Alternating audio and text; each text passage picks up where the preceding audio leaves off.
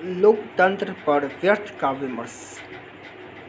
जब America, England और Europe के लोकतांत्रिक देश भारतीय लोकतांत्रिक प्रांगण में वसुधैव कुटुंबकम को प्रोत्साहन देने वाले आयोजन में जुड़े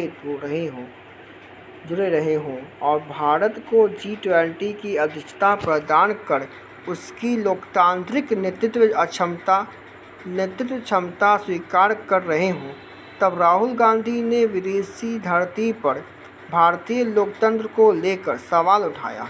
उसके बाद से वह लगातार विवादों में हैं। मानहानि मामले में दंडित होने के बाद लोकतंत्र को लेकर उनके सवाल और मुखर हो गए। क्या राहुल गांधी की यही समझ है कि जब कांग्रेस और उसके समर्थक वामपंथी सत्ता में हों तभी देश में लोकतंत्र है? अगर ऐसा है तो उनकी समझ जनता की लोकतांत्रिक समझ से मेल नहीं खाती।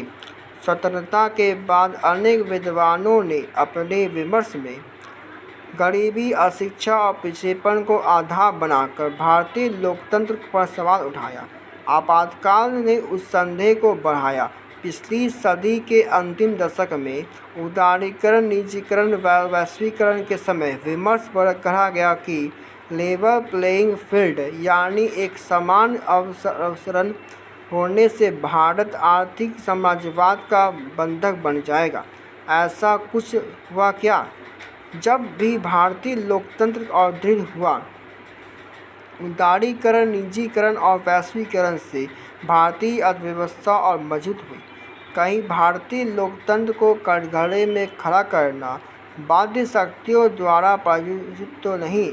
क्या इसके लिए वे किसी देशी नेता को सॉफ्ट टारगेट तो नहीं बनाते? स्वतंत्रता के बाद कई विमर्श बने जिनसे लोकतंत्र पर संदेह किया गया, जिन्हें सांप्रदायिक दंगों के लिए राष्ट्रीय स्वयंसेवक संघ को उत्तरदायी ठहराया गया। जिस प्रकार कांग्रेस ने मजहबी आधार पर विभाजन कर देश को हिंदू मुस्लिम दंगों में धकेला, उससे बचने के लिए पार्टी हमेशा संघ को दंगों का उत्तरदायी बनाती थी, भले ही तथ्य इसके विपरीत क्यों न हो।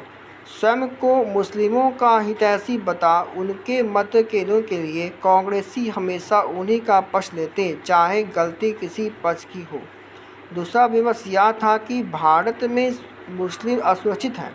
सरकारी और गैर सरकारी संगठनों द्वारा प्रचारित होने से मुस्लिमों के मन में संघ और भाजपा के प्रति नफरत बढ़ने लगी, जबकि भारत में मुस्लिमों को संरक्षण और सम्मान मिला और वे उतने ही सुरक्षित या असुरक्षित हैं जितना कोई हिंदू। इस विमर्श से हिंदू मुस्लिम खाई बढ़ी। इससे दोनों समुदायों के संबंधों, संभावना और स्वाद में गिरावट आई। बहुसंख्यकवाद इस कड़ी में दूसरा विमर्श था।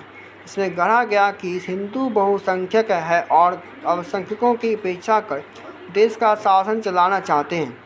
मुस्लिमों को विक्टिम के रूप में चित्रित किया गया, जबकि इस तथ्य यह है कि मुस्लिम अल्पसंख्यक नहीं है। 1951 में मुकाबले अब उनकी जनसंख्या 5.5 गुना बढ़कर करीब 30 करोड़ हो गई है, जो पाकिस्तान में मुस्लिम जनसंख्या के बराबर है। यह भी सत्य है कि मुस्लिम अपेक्षित विक्टिम नहीं। कई मुस्लिम सर्वोच्च पदों पर आसीन रहे हैं। राष्ट्र जीवन के प्रत्येक क्षेत्र में उनकी भागीदारी है।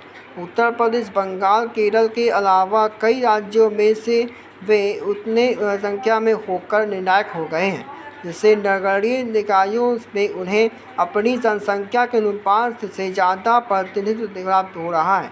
मुस्लिम विक्टिमहुड कार्ड खेल कई पार्टियां वोट बैंक के रूप में उनका प्रयोग कर रही है, जो हिंदू मुस्लिम ध्रुवीकरण को बढ़ावा देता है।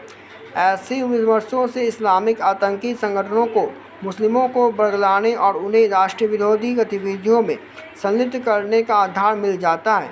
इसमें असहिष्णुता चौथा विमर्श था। कहा गया है कि 2014 में भाजपा के सत्ता आने से इसमें वृद्धि हुई है।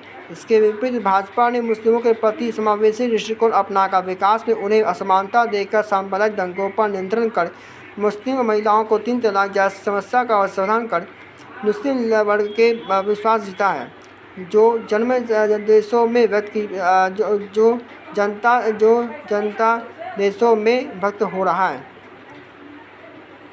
कुछ स्वार्थी तत्व पुरस्कार वापसी को आधार बनाकर इस मुद्दे को भुनाना चाहते हैं, लेकिन सत्य के आगे तो कोई हथियार चलता नहीं। कथित आइडिया ऑफ इंडिया को भी विमर्श बनाकर लोकतंत्र को चुनौती दी गई। जब विविधता, बहुलता और विविधता भारतीय सभ्यता और संस्कृति की आत्मा है, तो आइडिया ऑफ इंडिया की कोई समरूप अवधारणा कैसी हो सकती है, जिस समाज की दार्शनिक, धार्मिक और आध्यात्मिक आधारशिला में बहुलता को मान्यता हो, वहाँ किसी समरूप भारतीय स्वरूप की परिकल्पना क्यों की जानी चाहिए। राहुल गांधी ने जो यह विमर्श छेड़ा है कि भारत में लोकतंत्र खत्म हो गया है, इससे राजनीतिक परिदृश्य में तूफान आ गया है। जो व्यक्ति लोकतंत्र की आत्मा से अनभिज्ञ हो, उसकी पार्टी में कोई 20 वर्ष तक अध्यक्ष पद पर काबिज रहे, जिस पार्टी ने आपातकाल लगाकर लोकतंत्र का गला घोंटा हो, जिस पार्टी के नेताओं और समर्थकों ने 1984 में हजारों सिखों का कत्लेआम कराया हो, जिस पार्टी ने 1959 में केरल की वामपंथी सरकार को बर्खास्त कर लोकतांत्रिक संघवाद को भड़काने में कील ठोक दी। उसी पार्टी को एक वरिष्ठ नेता विदेश भेजा कहते हैं कि भारत में लोकतंत्र खत्म हो गया है, या तो उल्टा चोर को तो हल को डांटे वाली कहावत को चरितार्थ करना है। जिस विदेशी पूंजी निवेश को हम तरसते थे, आज विश्व के विकसित देश उसके लिए आतुर हैं। यह सब इसी कारण हो रहा है कि देश में भारतीय आर्थिक और लोकतंत्र के प्रति आश्वस्त है। ऐसे में राहुल भला कैसे कह सकते हैं कि भारत में लोकतंत्र खत्म हो रहा है। भारतीय लोकतंत्र के इन लोकतांत्रिक विमर्शों के मकर जाल में फंसने वाला नहीं। जनता को मुक्त बनाकर बहुत शासन हो चुका, आज उसे लोकतंत्र के सच्चे स्वरूप का भाज है।